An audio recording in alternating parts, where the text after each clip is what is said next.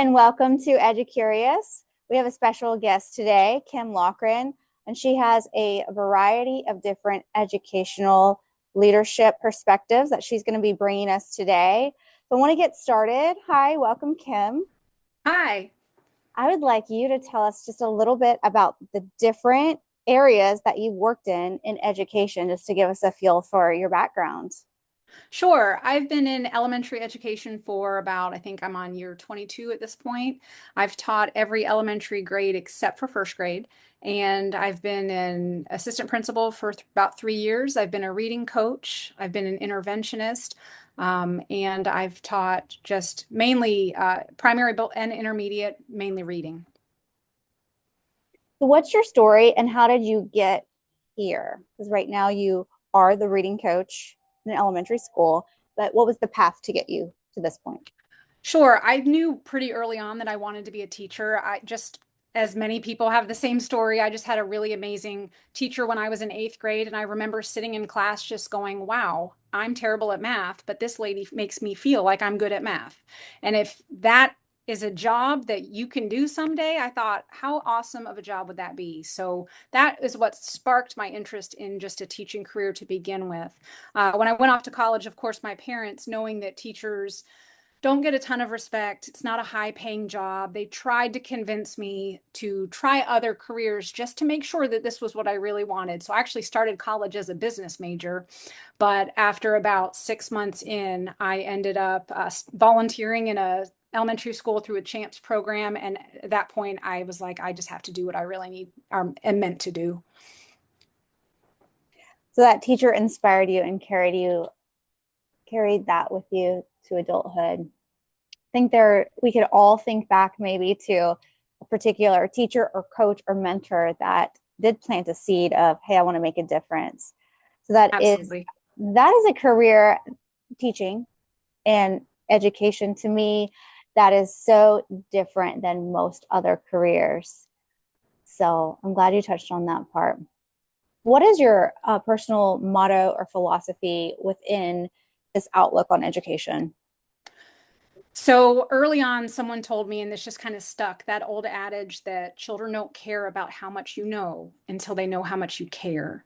And that is really, really true because working in the elementary world, you can't control home life and background and what kids bring in every single day.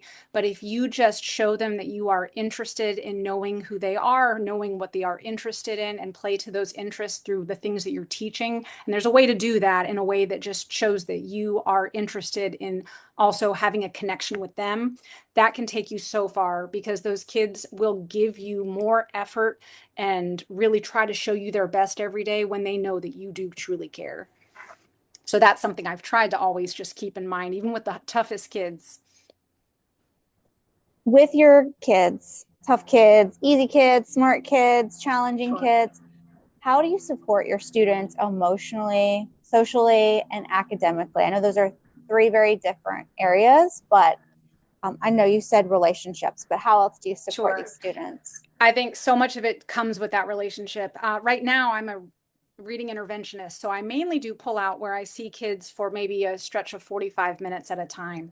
So I'm not with them all day, but when I was back in the classroom, you had more time to foster that social and emotional part of the day because you see them at all points of the day. And you can tell when they walk in the door if they're having a tough morning or if they need a pep talk or if they're really excited about something and you need to bring them down a tiny bit to get them focused. So just getting to know those kids, and even now with the groups I have where it's, I'm only with them a short amount of time, you can pick up on and read kids pretty easily when you really get to know your students. So I just try to do whatever I can to keep them focused on, hey, we're here to learn today, this is what we need to do. And if they're having an issue or a problem, we try to resolve it the best we can and just say, hey, we need to get back to what we're doing.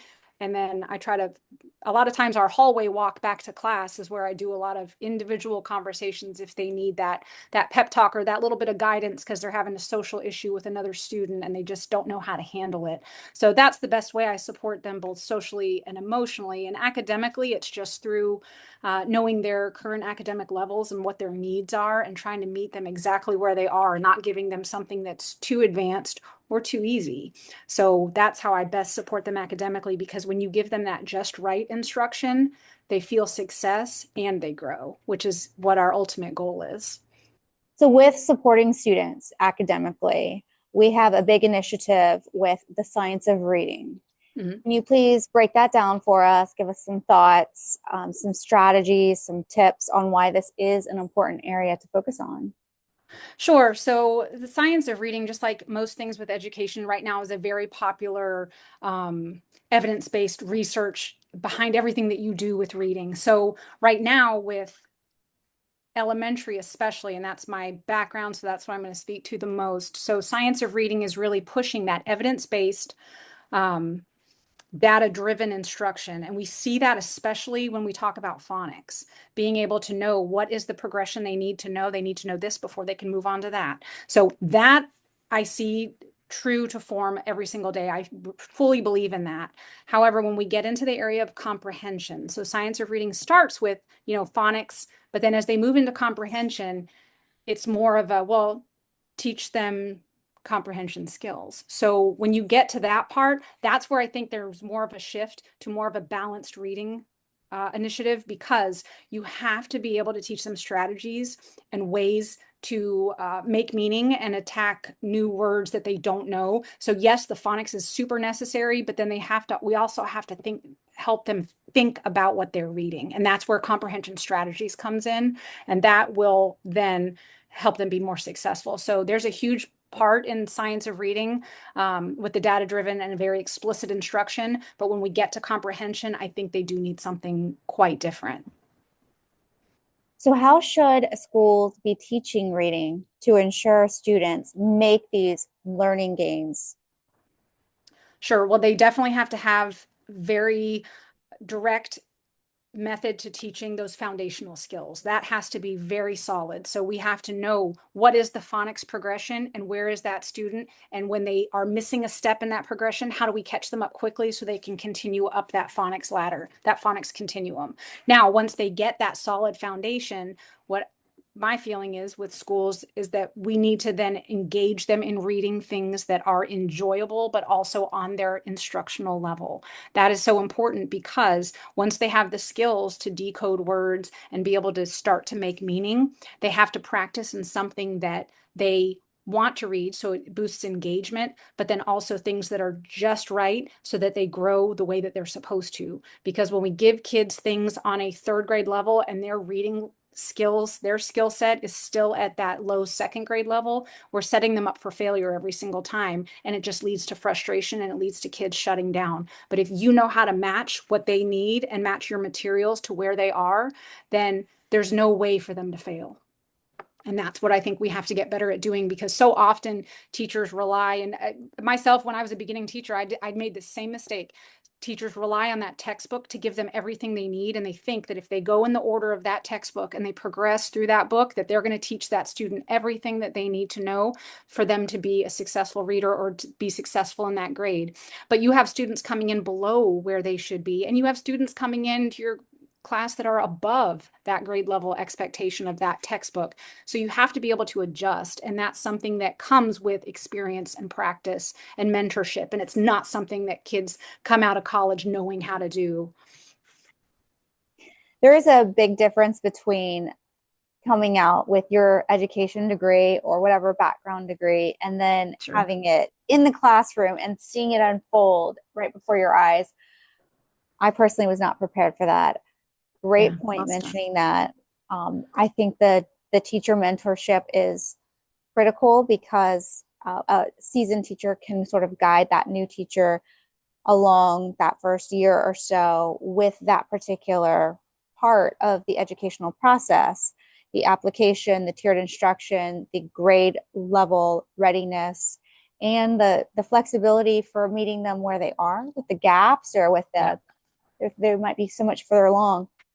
What type of resources do teachers need to be able to effectively teach reading to a struggling student? Do you have some examples and some methods? Sure, absolutely. So teachers and schools really need to have a resource room or a place where teachers can check out tons of different leveled materials. So you can reach every learner in your room. My previous school district had something similar, and this is the only way I was able to teach that way. There was a room where we walked in and it was leveled, it was DRA levels, but it corresponds with Lexile, so it was easy to figure out what level materials you needed. But it had from A all the way through. So whether you were at the stage where your students were using decodable books, if you were a primary teacher and they were at that point, or if you were an intermediate teacher and your students were needing chapter books on different reading levels, you could go in and check out 5 or 6 of each thing to be able to meet the needs of the kids in your room. And that is such a big resource, because so many times teachers have the textbook, which is easy to turn to because you have enough copies and you have papers and worksheets that go with it. But having those other things to pull from is so important. I remember teaching 5th grade, and one of the textbook stories was Aunt Lolita Goes to Tea. Well, if I read that story with my entire class, half my students would have just been turned off completely because they were not interested. Not only that, I had several kids that year that were gifted, and that story was too low for them. So looking at the skill that I needed to teach that week, I think it was elements of plot. That's what I was working on. So I grabbed a novel and did that instead. And I had such a higher level of engagement, and the kids were so into it. And once you make that connection that you can teach, once you know the standard you're teaching, you can use something else. You don't have to be stuck in that textbook constantly if that resource is not the best fit for your students. And I think that's hard for a lot of teachers because it takes extra planning, and it takes time to be able to find materials that match that standard that you're trying to get across. Especially if you teach a subject area and get thrown into a different one or a different grade level. Absolutely. It takes a little while to catch up and to have everything sort of the rhythm in to get in your groove. Right. You mentioned that resource room, and that brings back memories of trying to put a classroom together for the first time. And it Sure. is a big expense, and it's really hard Yes. to gather all those materials. I absolutely love that idea that you mentioned just now. Well, not only that, but with that a room like that, your needs of your students change every year. So it's nice to be able to grab different levels of materials where your students last year might not have been to a certain Lexile range, where now you have different students and you need different things. So it was just a nice resource to be able to just go and just perfectly match, you know, the needs of the kids. And some schools already do have that set up.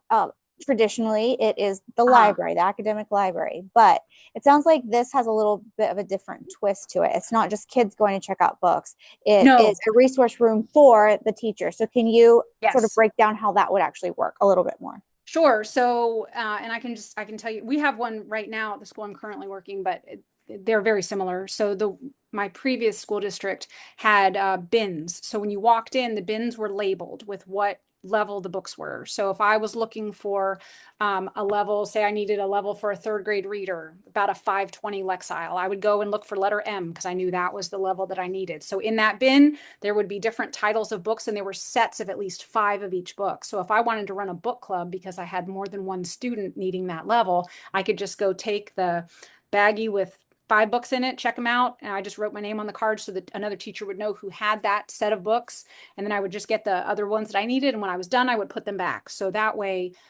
teachers could come and go and just take things that they needed. And there was such a variety that there was always something that would fit the levels of the students in my room. And that was really, really helpful because I couldn't have taught novel studies that year that I taught 5th grade, and it was amazing. It was the best year I've taught ever. And I couldn't have done that without that resource, because as a teacher, you don't have multiple copies of all these books. It gets expensive.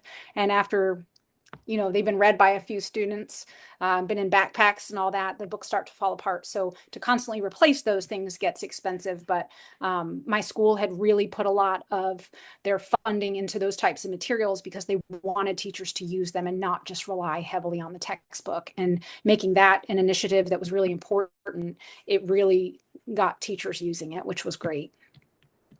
So, supporting the teacher's needs, in turn, of course, supports the student's needs, and it's that whole cycle. Sure, absolutely. So I want to shift gears just a little bit. I want to highlight some of your big accomplishments and strengths. In your opinion, what do you think your biggest strength is in education or your superpower? Well, I think that developed over time because, like I said, everyone has that first year teaching where they feel like they didn't do anything correct. So I think my biggest superpower that I've kind of bring to the table now is the ability to pivot. When things don't go well or your lesson doesn't go the way you thought, I don't let it get me down for too long. I'm instantly thinking of a different way to do it or using something else. So I know that there's a lot of things in education that we can't control, but if you try something and it doesn't work, don't be afraid to try something different. Sometimes groups of kids from year to year are different. A lesson that went really well last year might tank the next year because your students just are different kids. So being able to adjust and have ways to adjust, I think knowing what to try next is something that comes with time and experience. And that's what I try to bring to the teachers that I do work with to try to help them, because sometimes it's just a matter of you just need a different idea. And sometimes my idea is not great. Sometimes they're the ones giving me ideas. So just not being afraid to try something different. What is your perspective on the mentality of learning from the teacher next door? You mentioned that being like a sounding board. Does that evoke any thoughts of just going to your coworkers who are doing something right and asking them for help? What do you think about that? Absolutely. So at the elementary level, normally you're on a team of, 4 to 6 teachers, and 6 brains are better than one. So sometimes it's just a matter of another teacher is just having more success with something, and it's something you just never thought of. I know in my last school district, I was on a team with where we departmentalized. So really, there were two of us that were teaching reading, and then two that were teaching math and science. And we interacted and we're very professional and got along, but the other teacher that taught ELA, she was always the gifted teacher. She taught the primes group, so she had high kids all the time. And I tended to get the more of the ESE students just because that was just kind of my niche. That's the kids I like to work with. So we balanced each other perfectly. But I remember one day she came to me and she said, your reading gains were better than mine. I want to know what you're doing. And I said to her, I said, well, your writing scores are better than mine. I want to know what you're doing. So we sat down and that kind of started that bond of just talking about, oh, this is how I teach this. And oh, I don't use this writing framework. I'm using this instead and I'm having better luck with it. Okay. So that started like an instant just avenue to just share ideas where it wasn't just this is my class and this is what I'm doing and this is what you're doing over here, but now it's a shared effort of how can we both get better, and we're still friends to this day. We still shoot ideas back and forth. So but having that mentality to seek out like, hey, my lesson on central idea tank today, how'd your kids do? What'd you do? How'd you present it? Sometimes those little conversations, whether during lunch or just in the hallway, just, hey, how'd you guys do this today? Sometimes you'll get other ideas that just you just didn't think no one can do everything perfectly. And in an elementary day, when you're teaching so many different skills and handling so many different situations, it's nice to sometimes just get an idea from somebody else. So there's a lot of really good things happening out there, but we have to not have barriers up to, I want my scores to be better than yours, so I'm not going to share what I'm doing. Like we have to, and I don't see a lot of that, but I know my last district was pretty competitive, so there was some of that going on at first. And so once you get into that team mentality where nope, they're all of our kids, they're not just yours or mine, and that really it starts to open some pretty big doors. Yes, often it's seen as a vulnerability when you say, "Hey, can you teach me something?"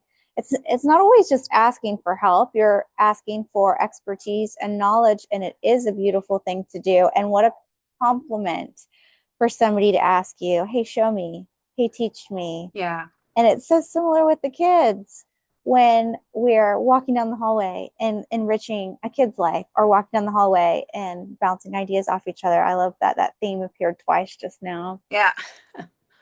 What is your biggest accomplishment in this career of education, in your opinion?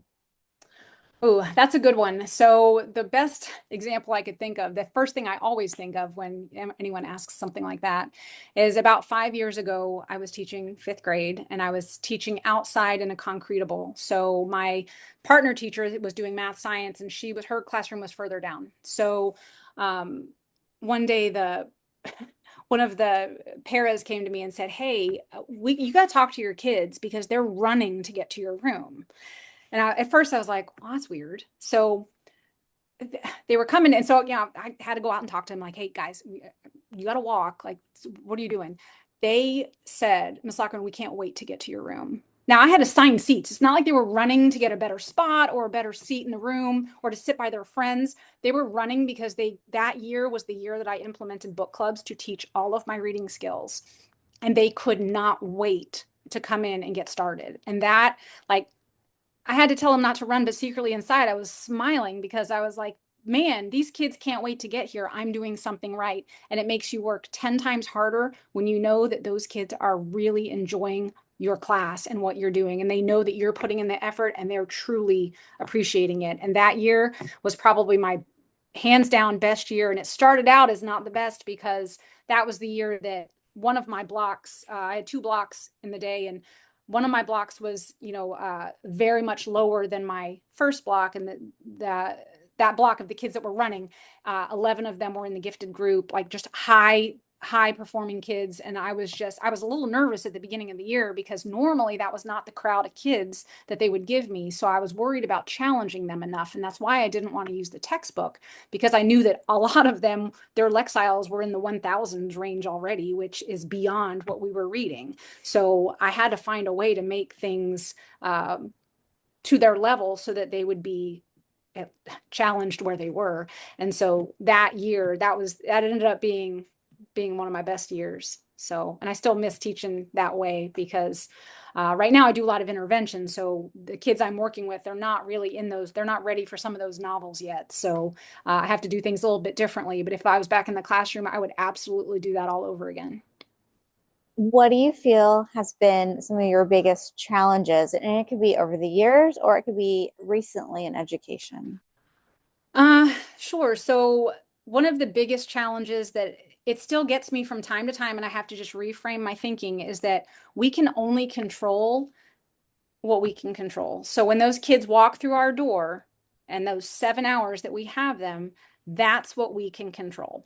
We can't control what happens when they leave and they go home at night. And so many times I would catch myself saying, man, if they would only read with this kid, if they would only help them do their homework, this child wouldn't be struggling so much. And I have to get out of that mentality because I can only affect what I can do. And worrying about things that you have no control about. You can try, you can talk to the parents, you can try to get some extra support for them.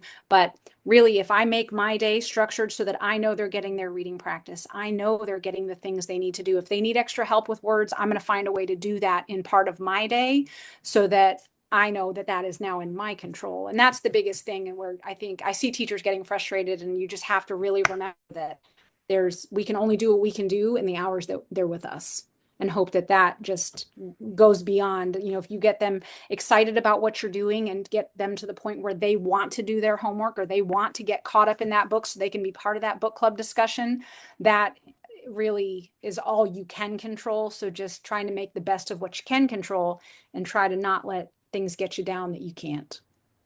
Are there any things that you would go back and do differently? Tell your younger self, your less experienced self, hey, I need to do that. And I liked that you said boundaries, but are there any other Mhm. things that you would have done differently?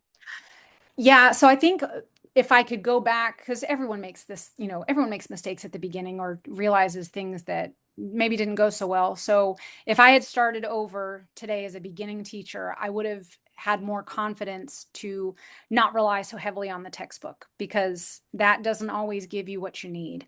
So it's a great resource and it's something to have when you need to be able to pull something from, or to make sure you have opportunities for students to practice certain skills and standards.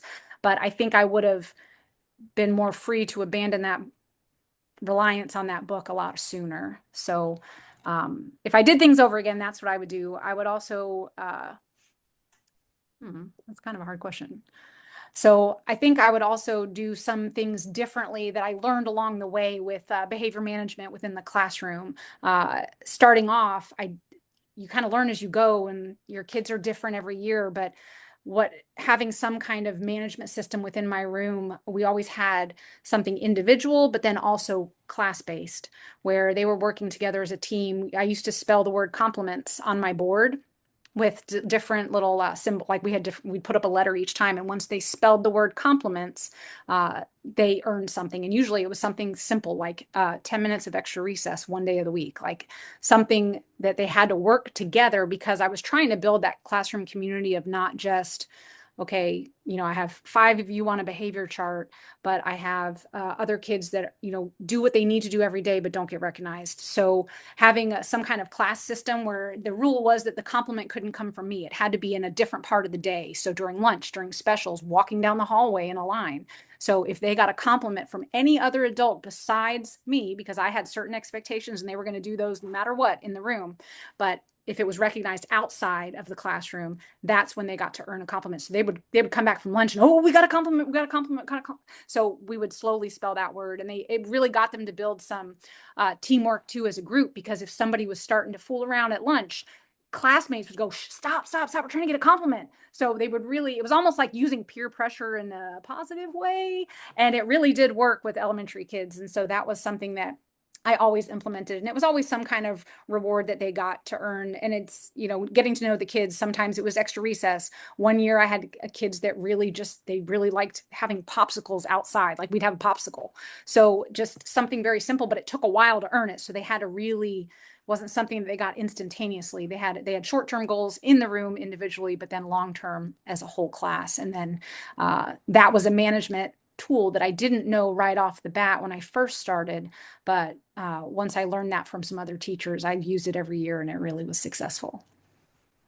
I love that you practice the flexibility within the curriculum, the resources that you brought in the reward system. And it is different from year to year. It's different from class to class, and sometimes semester to semester. What great points. I love that. With the classroom management system that you mentioned, you had individual and you had the group.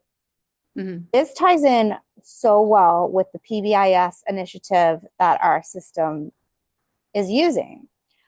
Can you tell me other ways that you follow the PBIS system of the tiered support for classroom and behavior management? Sure. So with PBIS, with tiered support, you have students that need different things. So when I worked in my prior county, we did MTSS for academics and also for behavior. So I had a student one year that was having a lot of trouble emotionally. So we kind of learned what she liked, what she didn't like. And with her, it was a difference of rewards, that something that she could earn worked one day, and then the next day it wasn't working. So you had to constantly be flexible with figuring out how to motivate her to stay on track. And so what we did was, for that student, because she had a higher level of needs, I had a check-in chart that she and I just did together, and it was different parts of the day. So, okay, your morning routine, when you come in, knowing what you're supposed to do, then your reading block, your math block, social studies, specials, lunch. So every part of her day, she had to earn, I think we just did a little star check mark. If she had followed procedures, did what she needed to do. She was working on just 1 or 2 things at a time, like manageable for her, because every day was not going to be perfect, and every part of the day was not going to be perfect. But she knew to be able to earn um, her reward. Her reward for her was she wanted to be on the morning news. She wanted to be a news anchor on the morning news at school. And so we kind of worked out a deal that, hey, we'll let you do a part. She got to do the weather every morning. So you get to do that little piece, but only if out of your 7 parts of the day, you have to have at least 5 of them that have check marks. Because if you don't, then tomorrow someone else gets to do the weather on the news. So that was really motivating for her, because each day she got to start over. So it wasn't like she was losing something all week, or, 2 months from now or 3 weeks from now. Everything was pretty immediate. And for a student like that, that was what she needed. But my regular classroom students, everyone was more on like a weekly plan, where if they had a good week, uh, did what they were needed to do, they weren't getting we had kind of like an RPS system too at my last district, but they would be able to earn what they wanted to earn, was kind of the teacher has to be willing to do this, but I would eat lunch with them on Fridays. They got to come back in the classroom. And if they earned it, they got to come back with me. If they didn't earn it, they had to sit in the noisy cafeteria and be supervised in there with the paras that were helping out in the cafeteria. So any kid that earned it, though, they would get to come back. I would put on something that they'd like to watch. Usually it was a cartoon or something during lunch. They like to do that. So I would put something on that they could sit and watch. They could talk with their friends, and it wasn't as noisy as being in the cafeteria. And for them, that was a huge motivator. But I think you just have to kind of look at students individually at what works for them and what their needs are, because not every student needs to be on a daily behavior plan. But you have to also try to find a way to encourage the students that they're doing something right every day and they're seeing another student who has issues throughout the day getting rewarded constantly for little victories. So finding a way that you can make everyone feel that, everyone's needs are different, but everybody matters. And that is a way that I know in the past I've done PBIS in my last district. Adults also notice when someone else is getting rewarded all the time and they're not. Absolutely. It's so We're all important. human. Yeah. It is funny. Okay, so if I was a new teacher and I am hearing all this, I'd be like, oh my gosh, where do I start? I have to keep up with this kid and their like day part activity in this class and their routine. Okay, that scares me to death. It's overwhelming. What's a good starting point for this classroom management style that you said that you wish you would have started earlier? Sure. So I would start off, if I was a beginning teacher, just starting off, first of all, you need time to get to know your students. So I always start off every single year talking about that whole group reward program. Okay. Hey, we're going to try to spell the word compliments on the board. When we spell it, you guys get to decide what your reward is. I'm going to give you some choices and we're going to vote. So that is my whole group, my tier one. That's what I'm doing with my whole class. Then as I'm getting to know the kids and some problems might start to pop up, that's when I determine who needs a little bit more support, and who needs that, because that is when then that piece would come in. So I'm not going to then put everyone on an individual plan or anything like that. I try to keep everyone at whole group, but then you address things as they come up. So like that one student I was talking about, I saw the need for her. Actually, I taught her in 3rd grade and I got her again in 5th grade. So I knew she was going to have some needs. So we started off with her plan from the very beginning because I knew that that's what she was going to need to have a good day. So I think it's just learning once you know your students, and with an MTSS system, that information is important, because if you have a student who has some behavior challenges, you can know that before school even starts. So unless they're a brand new kindergartner you've never met, or a student coming in from another school, you can have some history and some data on these kids already to kind of know who your kids are that you have to just really kind of get to know right off the bat. So that's where I would start as a beginning teacher, just to make sure that I'm meeting the needs of everybody. And then you just have to take things as they come. Sometimes that child that you put on that behavior plan, as they improve, or sometimes, I had one student one year that he was off of his medication that he really needed to help him focus. So once he got back on it, he no longer had a need for a daily behavior check-in or chart, because he was able to then manage himself a lot better. So as things change, just know that you can change your system. It doesn't have to stay the same constantly. But I always kept my tier 1 system, because that was something that always seemed to work and the kids got really excited about it. And I've noticed that the more effort you put into it at the beginning of the year, it takes a little bit longer, the easier it is for you as a teacher towards later in the year. So it might be a lot of work, but it pays in dividends Right. in student behavior. So that's something to remember as a new teacher going in. Absolutely. So, what are you most excited about right now in your career and in education in general? What gets you like ramped up? I think, well, I get excited about just little things. Like when I walk down the hallway and one of my tier 3 5th graders goes, "Are you taking me today? Am I coming? Are you taking me?" That that just motivates me even more, because I know that they can't wait to come and do whatever we're doing. Or they'll say, "Are we still doing Titanic today?" Because we were reading about the Titanic last week and they were really into it. So those are the little things that get me excited about keeping going, because there's so many things that if you let it draw you down, it can. So finding the little things that really get you get you excited about what your passion is and what you're actually here to do. And just reminding you of that. That is the biggest motivator for me. You and I were talking the other day, and something that I find very interesting about you is you just started teaching college classes in the newly developed educational field at Weber International University. So I'm curious about that. Give me some more details, please. Sure. So I just started teaching children's literature, which I'm really enjoying, and hoping to add another class in the fall.